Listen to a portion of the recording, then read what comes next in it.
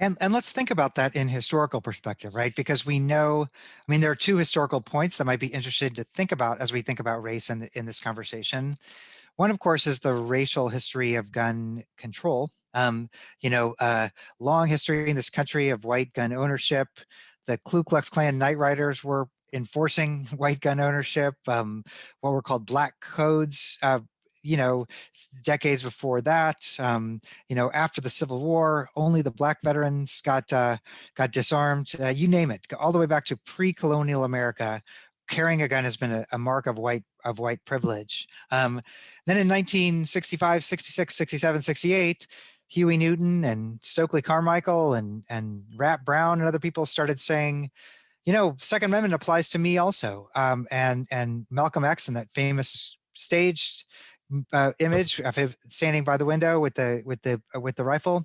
But basically, what we're saying is the Constitution should apply to everybody. And at that moment, society was like, wait a minute, sorry about that. And that's when the Gun Control Act of 1968 came out. That was an act that had the support of the National Rifle Association, the American Medical Association.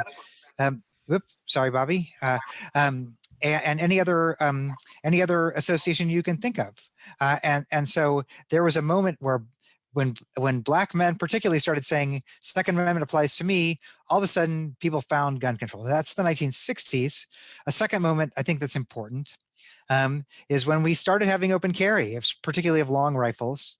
And all of a sudden, all these white freedom patriots started walking around Chipotle and you know, Target and stuff with their, you know, I mean, like, don't ever carry a gun the way these guys were doing it. They clearly didn't know what they were doing, but they would carry their strapped long guns, walking around buying burritos and stuff. But the minute, you know, black gun owners in places like Dallas would walk in, there's a case in a Walmart, actually, a lot of shit happens in Walmart, it seems like.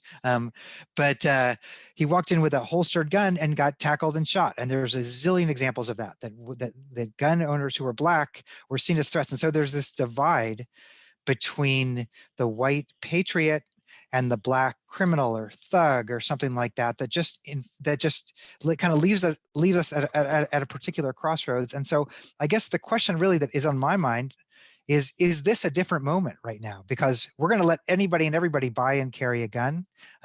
Is this a moment where we change the racial history of gun ownership because it's just going to be so useful?